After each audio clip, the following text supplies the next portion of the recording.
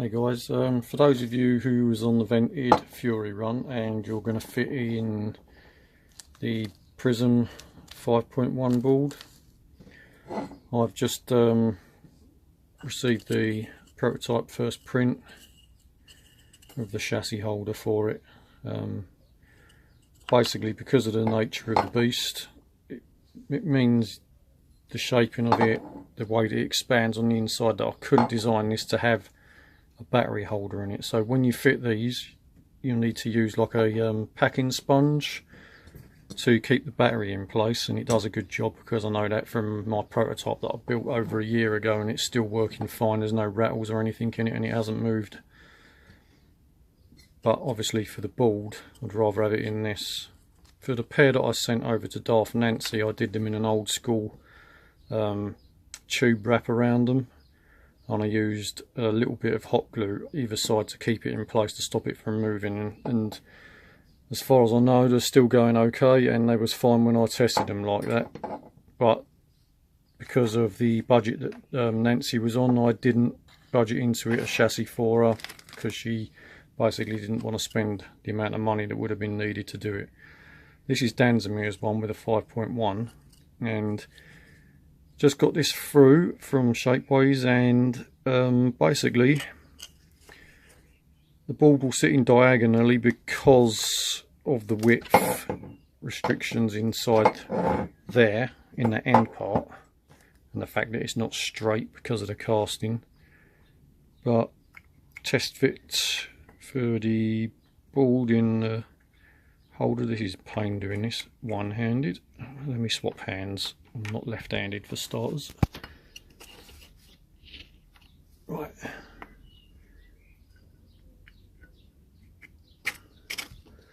Now, first print fits perfectly.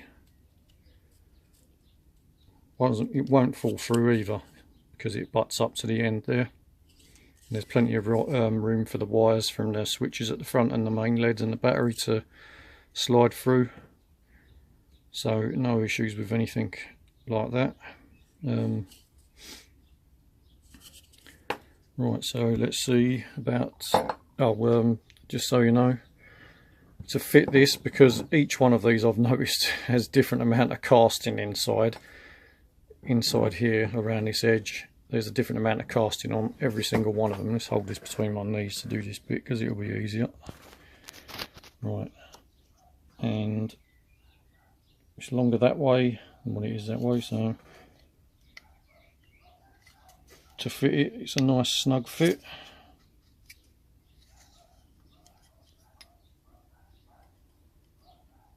And that is as far as you need to push it in.